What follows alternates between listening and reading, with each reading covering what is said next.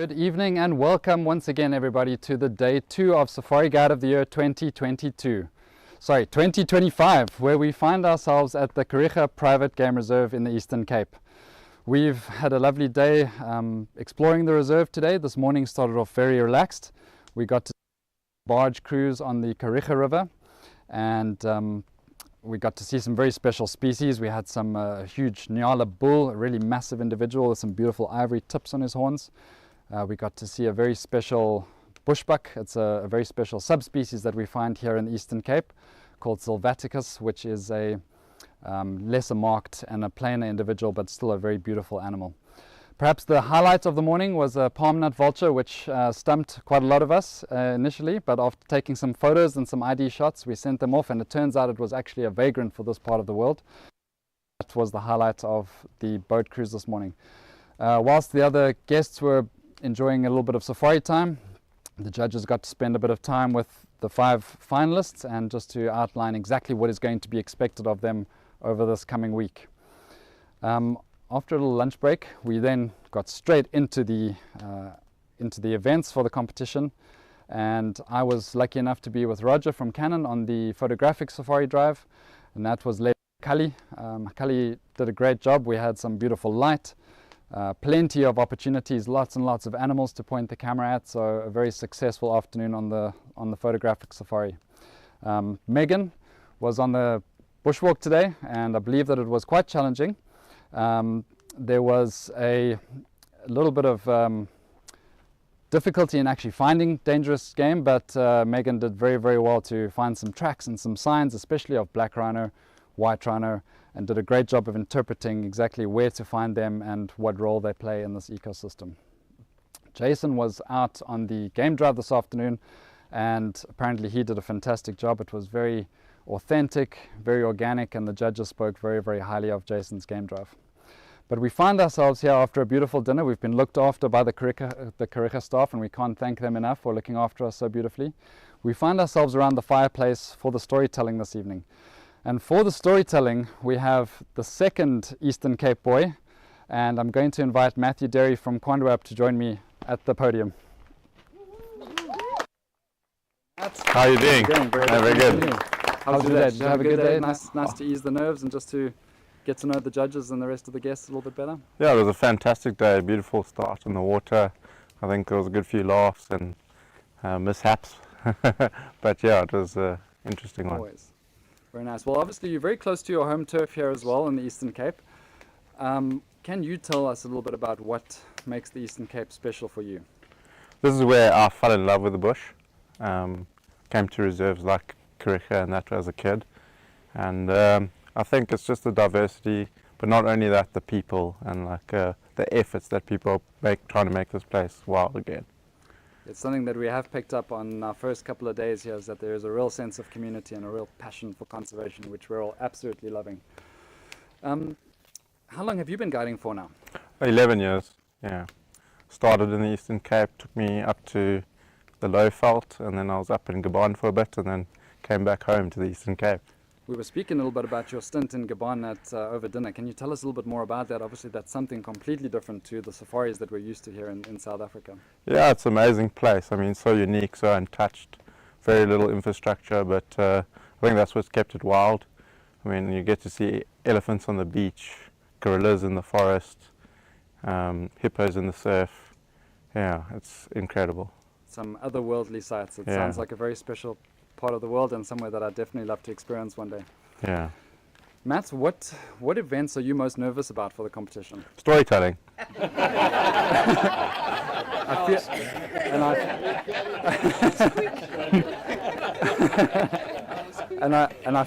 feel your pain. I was in the same boat as you, and I know how bad it is. So this is why it's nice to have a couple of minutes here to just loosen the nerves. What do you think your strengths for the competition are going to be? I really enjoy track and sign, walking and photography, but yeah, I enjoy everything, so those I would say are my top 3. Awesome. Well, we look forward to seeing what you can do later on in the competition, but for now I'm going to hand the floor over to you, and we look forward to hearing the story that you have to share with us. Thanks, Cameron. Good luck. Good evening, everyone. Oh, it's a bit different. Used to standing, well, not standing, but sitting at a table with guests or sitting in a vehicle, so I'm going to actually sit here and do the, no, I'm joking.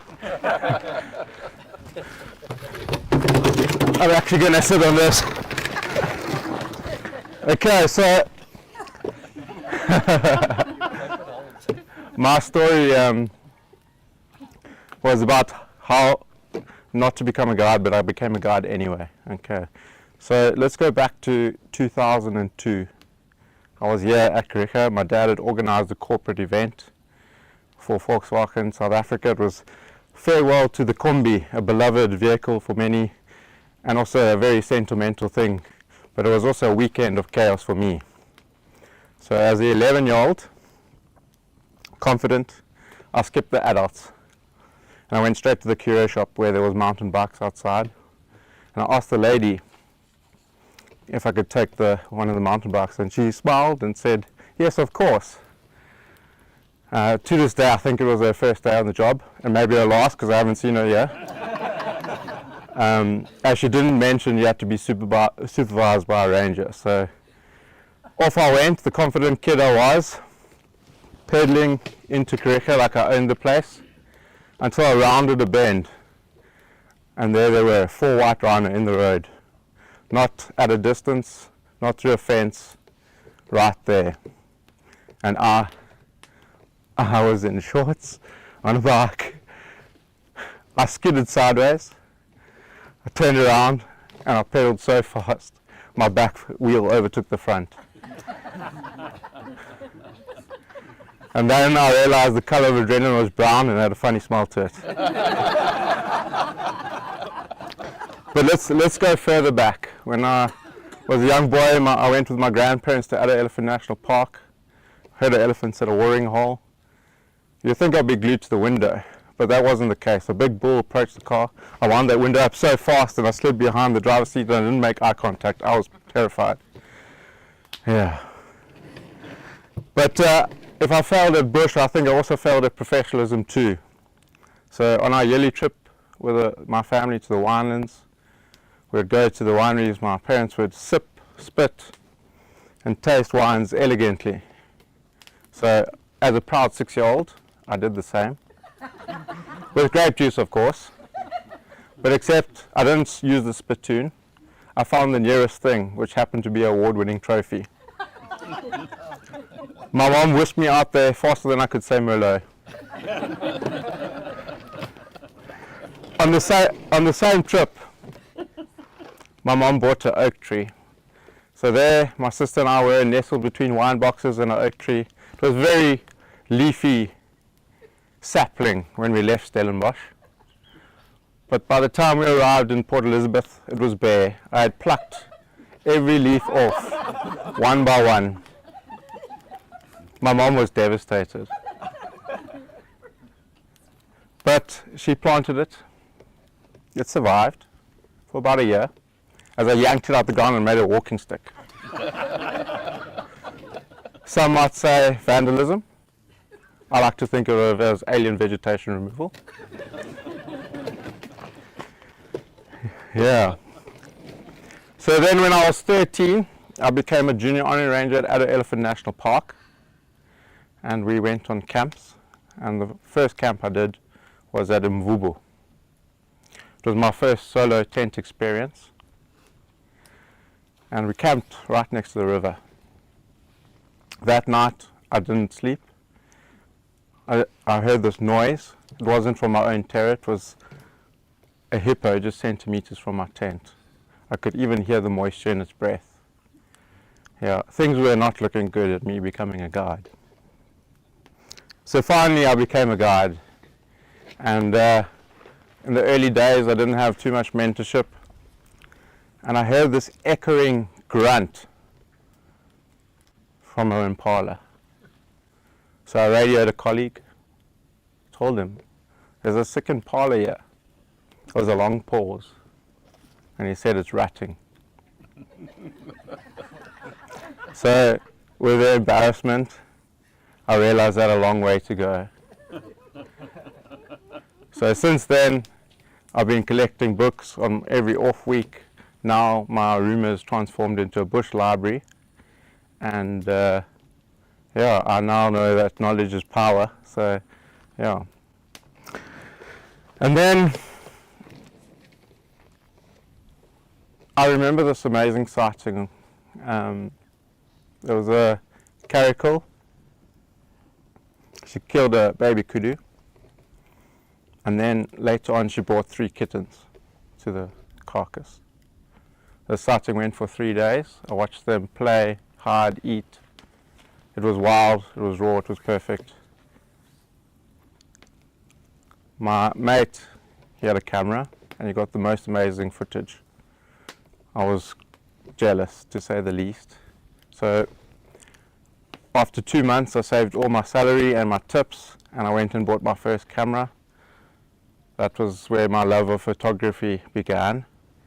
And I think it wasn't just about capturing photos, it was also about identifying things from birds to butterflies to insects. And I think that's where I just fell in love with birds. It wasn't just about the big things, it was about everything. So let's fast forward a few years. The bush still had its way of humbling me. Now I'm in the low veld. Excited was my first official guest in the low veld. My tracker spots a chameleon lit up in a bush. The guest couldn't see it, so I ran with delight to go point it out, not seeing the buffalo thorn in between. So I fell straight into it. But the timing was perfect. So a finalist here, Russie Jacobs, was actually driving past with his guests, and he just saw a withering guide in the buffalo thorn, like a bizarre lit up Christmas ornament as they came past. Yeah.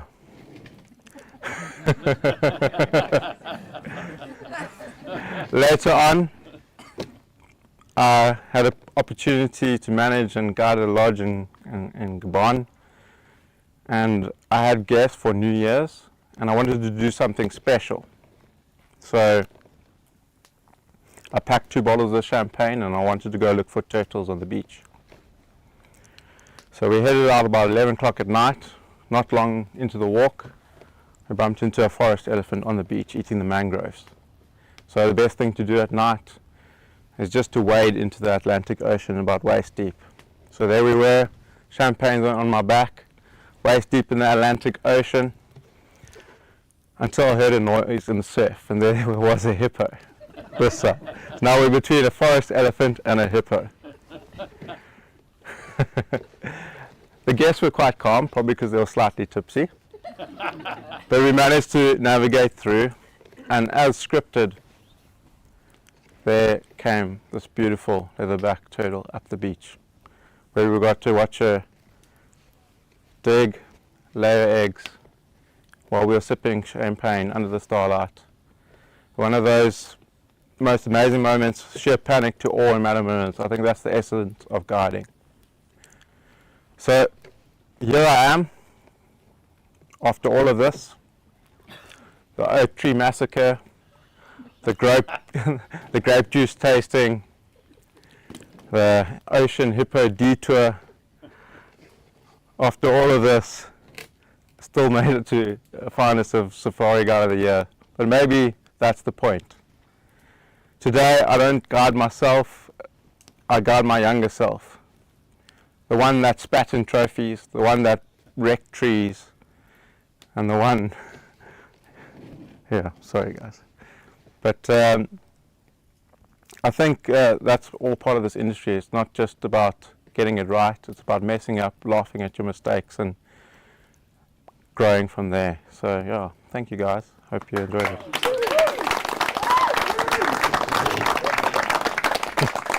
Thank you very much, Matt. Thank you.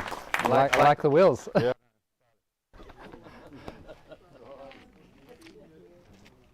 Well, a wonderful story, and had everyone in stitches this evening, Matt, but a wonderful story of coming of age here in the bush. We're very privileged that we have another Eastern Cape resident that's coming to join us here this evening. We're getting to meet lots of the locals and getting to know and appreciate you all. And as you know, the evenings around the fire are about storytelling, and there's no better person in this area than Alan Weyer. He is a person who has a deep connection and a deep history with this place. He has a background as a farmer, and he also shares a very special connection with Kariega. He's been here for 10 years as the general manager before COVID. And Alan is also a very passionate historian and storyteller, and we are very privileged to have him here to share some stories with us this evening. So I'd like to welcome Alan up to the stage, please. How's it going, Alan? Thank you so much. Yeah, please, absolute pleasure. Yeah, thank you. And it's wonderful to be back here at Kariega. I've spent many hours here, as Wayne will know. Not always pleasant, I must say, but just in terms of being, being in management, you've got to take the rough with the smooth, I suppose.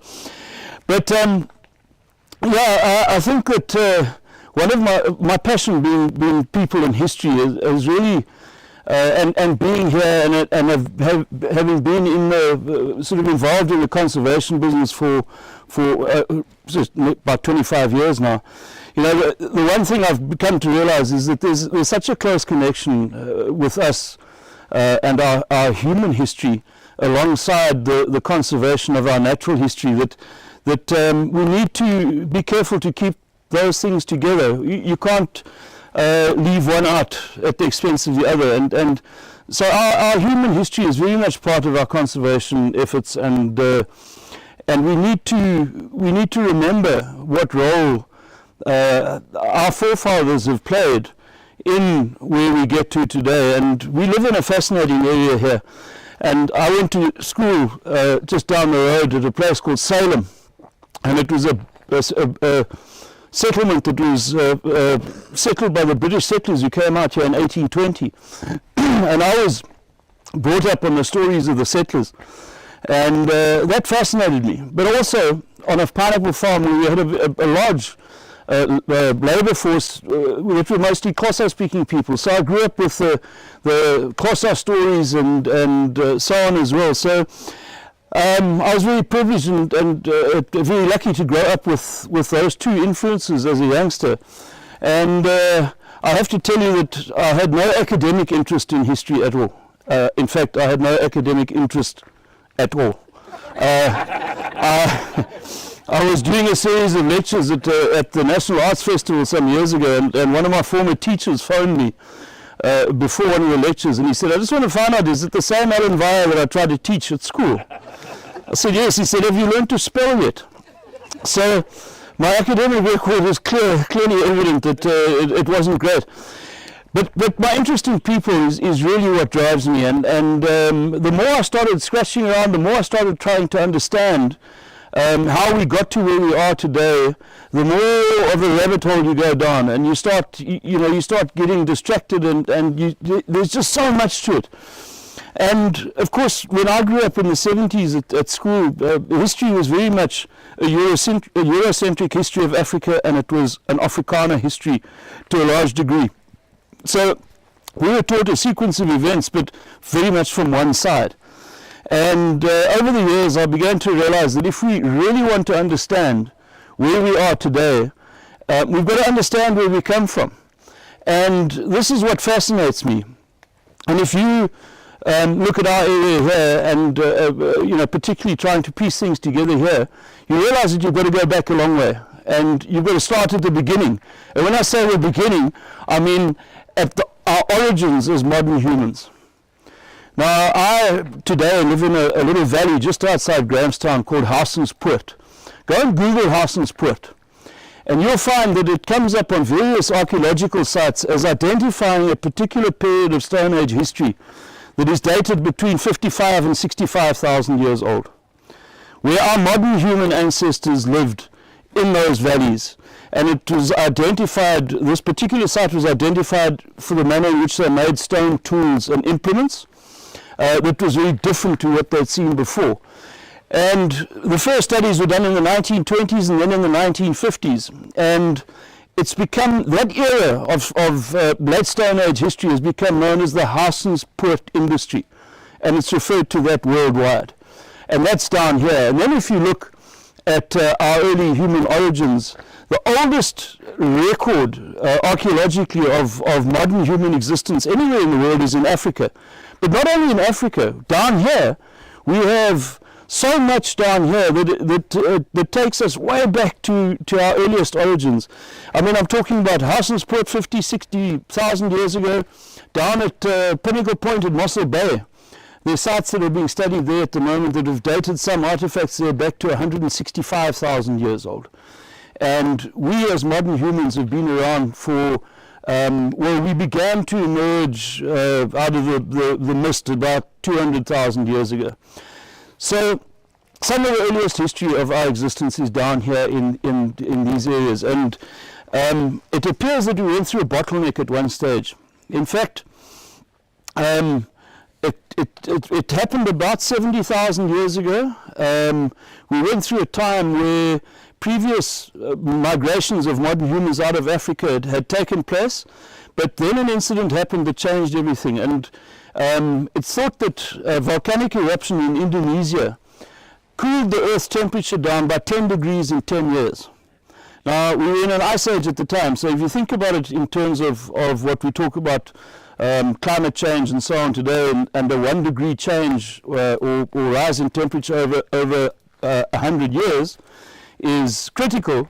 Here we have a drop in temperature of 10 degrees in 10 years. And that made most of the planet uninhabitable for humans, except for down here. And this is where we survived. And it is thought as few as 2,000 individuals survived that period. Now think of that in terms of conservation today. If we, any species reduced to 2,000 breeding individuals, I mean, what chance have they got surviving? Well, we did, and look where we are today. And the genetics back this up, the modern genetic studies back all this up, and you can see that genetically we went through this bottleneck. And also years ago I had a lady on tour with me. This was in probably about 2025, somewhere around about there, and she was then in her 80s. She was a professor from the States who had studied DNA and genetics and so on from way back in the beginning. And she was telling me after the talk that she had, when she first started her studies, they were not allowed to use human tissue for their experiments. There was some thought that tampering with DNA was going to change people to give them one eye and half a ear and things. But there was a danger in tampering with DNA. But she said they decided to map the genome of the domestic dog because they knew it came from a very small source, being a wolf. And she said they mapped the genome of a domestic dog, and they put it out on a scale of diversity. The scale that they used ran between 2 and 40 in terms of diversity. She said if you took the modern human genome and put it on the same scale today, our diversity would only run between 2 and 4. That's how small that bottleneck is that we went through. In fact, so small that if you were to compare the DNA of 2 chimpanzees in the same troop, there's more diversity in that troop than there is across the entire human population today. So we're not as unique as we think we are. And this is where our origins are, in Africa, and some of the earliest evidence of that is down here. So if we look at the populations that eventually moved out of Africa, we were left here with people, the descendants of our earliest ancestors here, whom in modern terms, or today, we would call the Bushmen, or the Bushmen of the San. And these were nomadic hunter-gatherers who seldom lived in groups bigger than about 15 or 16 individuals, because that was an economic unit as hunter-gatherers. And they pretty much occupied the whole of the southern African region here. And we must remember that it was very sparsely populated. There weren't huge numbers of people. And evidence left, of course, by the Bushman people is in the form of the rock art and the paintings that we find throughout our region. I know that in Grahamstown in 1911, at the beginnings of Rhodes University, a study was done, and there were already 1,500 registered rock art sites within 100 kilometers radius of Grahamstown in 1911 that were on record. I mean, there are literally hundreds more that have been recorded, and so there's very clear evidence of a long period of Bushman people occupying these regions down here, and it's continuous. And the record shows that we only began to see changes taking place down here in southern Africa probably somewhere between 2,000 and 3,000 years ago, and that saw the arrival of domestic livestock in this area. Now, today we refer to the people that acquired livestock as Khoi Khoi, and there are various other names, Kukun, there are various others, as I say, that would describe these people. I hesitate to put people in different boxes, because that was the way I was brought up. Certainly during apartheid, we were taught that if you look like this or you spoke like that, you belong to that group or this group. Or what we've got to understand is that it wasn't people that brought something from somewhere else. It was the influence of domestic livestock that began to have an impact down here. So the Khoi Khoi people were in fact Bushmen, people who had over the years been exposed to domestic livestock and had acquired livestock, and that changed their society and it changed the way they lived, and it changed a whole lot of things. But essentially they were still the same people. They still relied a lot on hunting and gathering to sustain themselves, and the cattle were kept for their milk, not their meat. So that gave them a source of protein that meant they could live in much larger groups. So we have groups of up to 140 strong, and here we have within those groups we have leadership roles where you've got people that would say, for instance, you'd have a chief, and then you'd have various people within that community that played different roles of leadership. And it was different to the hunter-gatherers, because the hunter-gatherers in small groups shared everything. Whereas now amongst the Khoi Khoi herders, there was a difference in that there was a social structure and a hierarchy amongst them. And one of the big issues would have been if a bushman came across a nice docile cow that didn't run away from him, he'd kill it to feed his family, which would of course upset the owner of that animal, the herder who owned that animal, because he felt that you were taking away his means of survival and his sustenance, whereas the bushman didn't see anything wrong with that. That was God's creation. Everybody shared equally in everything, and nobody could own God's creatures.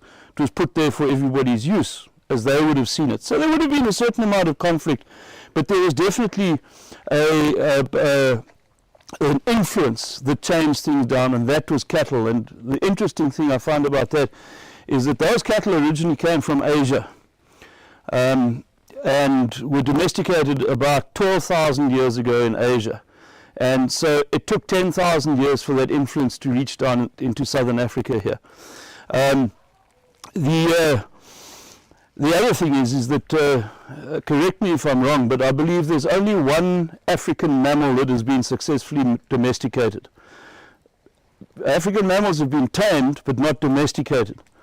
The only one that has been domesticated, I believe, is the Ethiopian ass. And that might describe why it's been domesticated. But anyway, no other African mammals have been domesticated. And I don't need to tell you that an African elephant has to spend 20 out of 24 hours eating. An Asian elephant, on the other hand, can gain enough nutrition after feeding for 6 to 8 hours in a day. You can't domesticate an animal that has to spend all that time eating. And I mean, you just look at your zebras, everything. Our animals are bulk feeders, so you can't domesticate them. So this influence, as I say, came from outside Africa. So today we look at the period, sort of the last 3,000 years down in the southern African area here. We refer to the people that occupied this area as the Khoisan. It's we also get into the realm of political correctness, which is quite a minefield. The term Khoi Khoi is a term that describes people and simply means men of men. And it replaced a very derogatory term that came before that.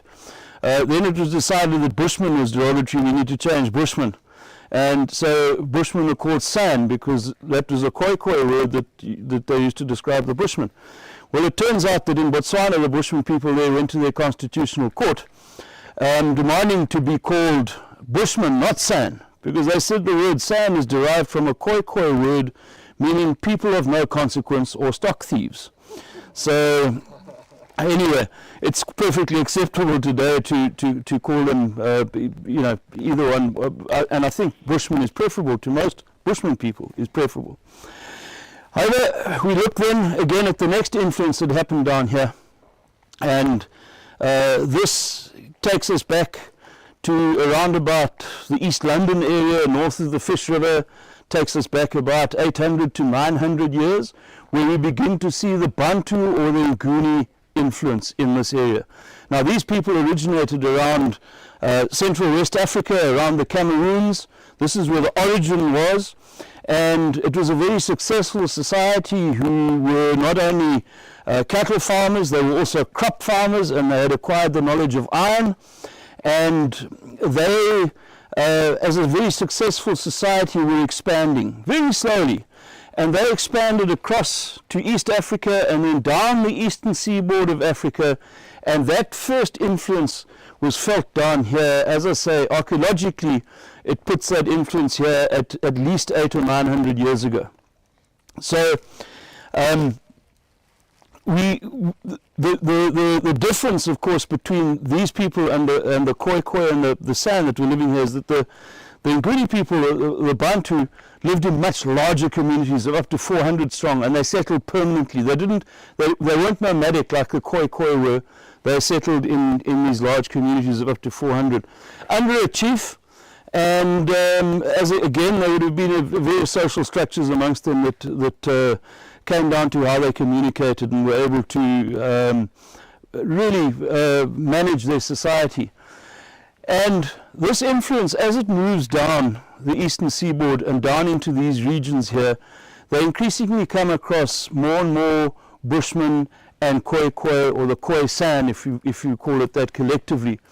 And through a process of conquest in some cases, but more assimilation, because there's pressure from larger groups and smaller groups, they begin to mingle and are absorbed. The Khoikhoi and the San are absorbed into these Nguni societies. And that mixing has left us with the people of this region whom we would mostly refer to today as the amaXhosa. The Xhosa-speaking people are of Nguni origin predominantly, but mixed with the Bushmen and the Khoikhoi. And if you want evidence of that mixing, look no further than the language of the Xhosa people. The clicks that we find in the Xhosa language, about 40% of the words we use in Xhosa have clicks in them, whereas in Zulu only about 14% of the words have clicks in them. And of the 46 main clans that make up the Xhosa nation today, more than half of them are of Khoikhoi in origin. So it was definitely a melting pot and a mix and a merging of these different societies that took place in this region here. And one of the questions I'm often asked is if that influence had arrived here 800-900 years ago, why had it not continued moving further south? Because surely that kind of expansion would have continued. Well, the simple answer to that question is climate. Where we are here in the Eastern Cape is a climatic transitional zone, which is why this area, not only is it a climatic transitional zone, but it's ancient. We've had no major disruptions in terms of ice ages and that recently. When I say recently, in the past couple of 100,000 years. And it's allowed this area to become as diverse as it is because of that, with no set rainfall, no set climate. I mean, just in this Albany thicket, this that we're in here, we have 8,600 plant species here in this region. It's one of the most biodiverse places in the world. If you compare that to the United Kingdom, there are 1,500 plant species. So we have 8,600 here. And it's this zone that falls between the Mediterranean winter rainfall and the summer rainfall. Now the reason why the Nguni people wouldn't have moved further south at that time was that the crops that they grew came out the tropics. They don't grow effectively further south. So that would have been one of the reasons that halted that movement here. So we have this mixing, and getting back to the language. How many Xhosa speakers do we have here tonight? There are a couple at the back there, I'm sure. Here, yeah. I'm going to teach you the basics of Xhosa quickly. Okay, so the first click that we would use would be the tip of the tongue, the front of the palate, which would be. So it's a sucking sound. Okay, that's represented today by the letter C. So something that's very small would be nini. An ostrich is niniba. A spoon is ikhepe. But now it also gets a little bit more complicated, because it also has a different meaning depending on whether you put a vocal or nasal inflection on it, and also how you aspirate the click. And so the Xhosa people love to sing, and to sing is to tsula. If I said tsula, it means breaking wind. So it's differently aspirated. You can work that out for yourself. So that's just the C click, and then you've got the lateral click off the side of the palate, which is the X, which is the, as in the word Xhosa, X-H-O-S-A, Xhosa. So you don't also, if you look at it, the way it's spelled is X-H-O-S-A, you don't say Xhosa, you say Xhosa. The first two letter and the sound are combined. So it's Xhosa. And then the most widely used click is the central palatal click, which is represented by the letter Q. And if you ask a Xhosa speaker if they're genuinely Xhosa, they'll say Xhosa ngo.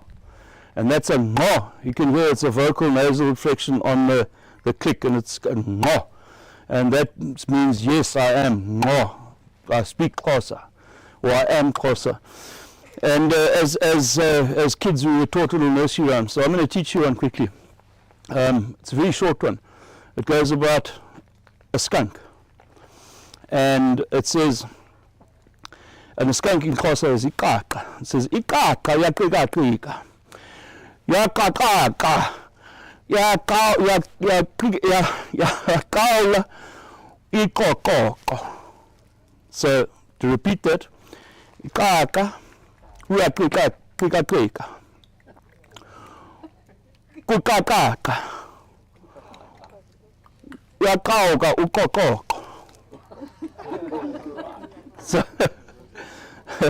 translated, the skunk rolled over, well, it twisted itself over onto the grass where it ruptured its larynx. So it's a bit of a nursery rhyme, you know. So it doesn't have a nice ending, but nor did Humpty Dumpty. So, but anyway, it's a fascinating language. It's a storytelling language, and I think that the fact that certainly the first European influence and the first people that arrived as Europeans in these areas didn't quite understand how these societies worked, and that led to a lot of misunderstanding, a lot of conflict that was unnecessary. But I just want to explain a little bit how the Xhosa society worked. I mean, first of all, it was a patriarchal society whose wealth was based on cattle, because that sustained that society. In spite of the fact that it was patriarchal, women were the backbone of that society, and they ensured its survival. So at birth, boys were considered to be worth nothing.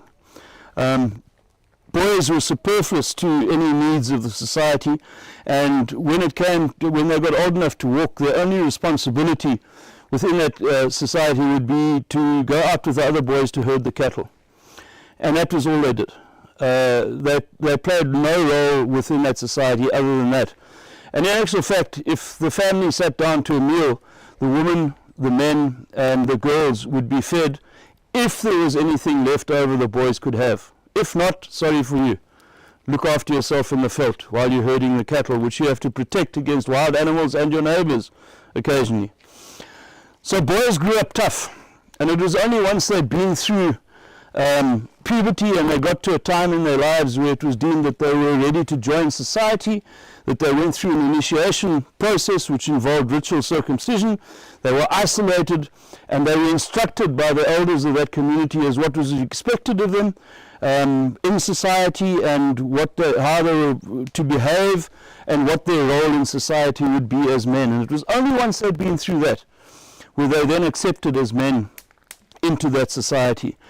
But now you have a problem, and you have more women than there are men, because boys have died at a higher rate than girls during their teens and adolescence. So how do you ensure that everybody has access to the resources of that society? And that's where polygamy came into it.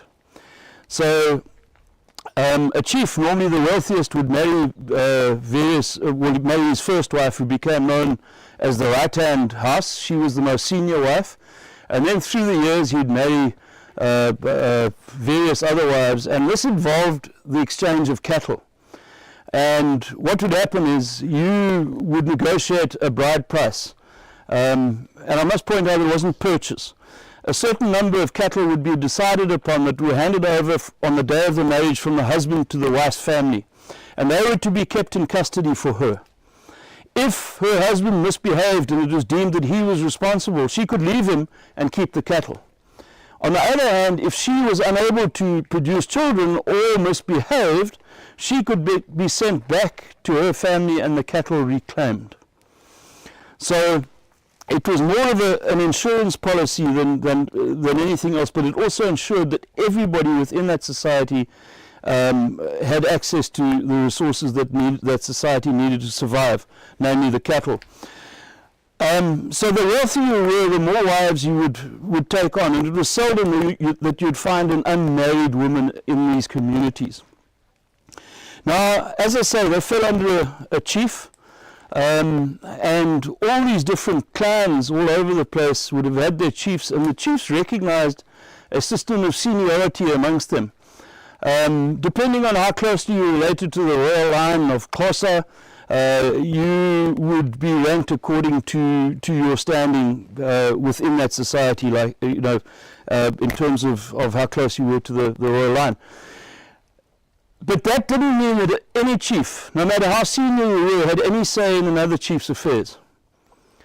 Every single chief was autonomous. The only time it came into play is if there was a dispute, say between three clans in a given area, the senior chief was then entitled to call a gathering. And everybody had to attend. Everybody from those clans had to attend. And then the councillors to the senior chief would lay out the issues that needed to be resolved.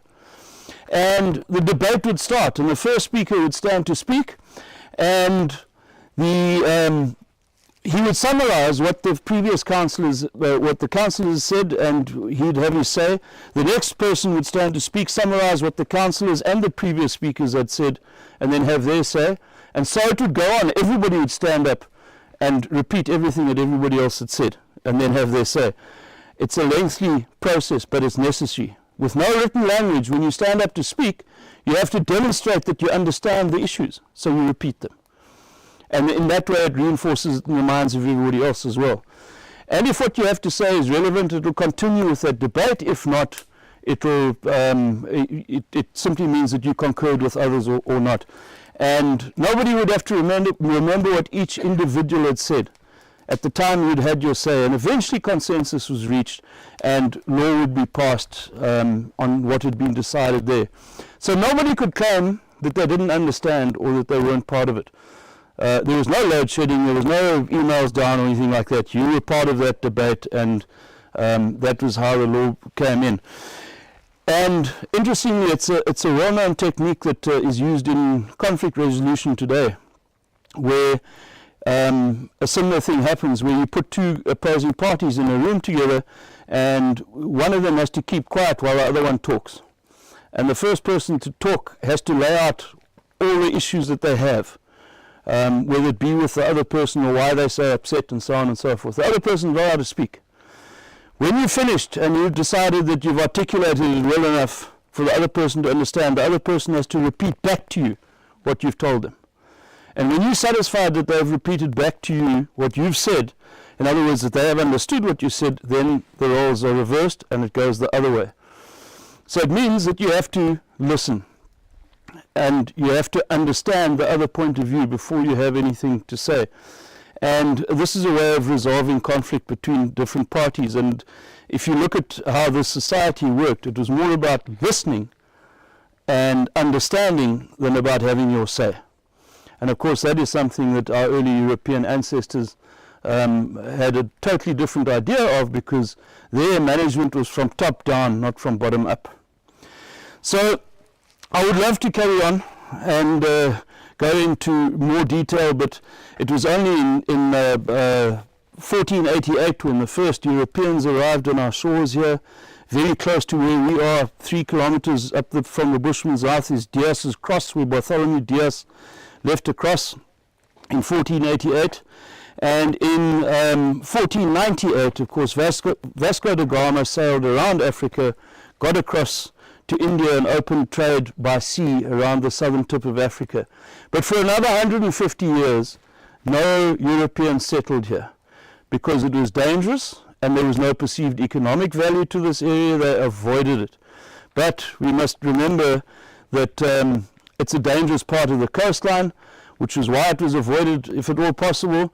But we've got to ask ourselves one question. During this time, with thousands of ships passing here, what happened when there were shipwrecks?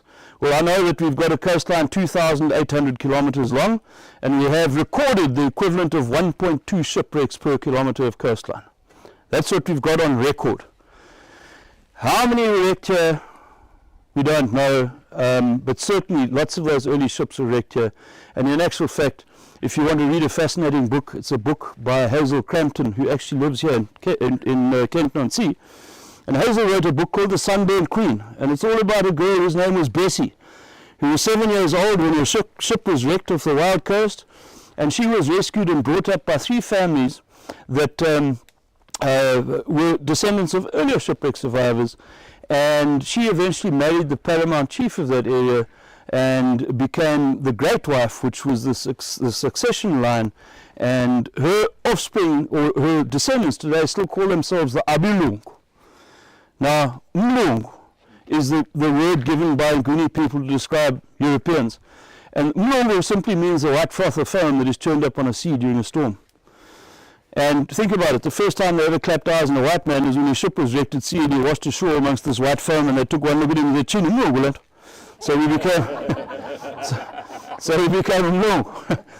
It can be used in derogatory senses, but anyway, generally it's not a derogatory term.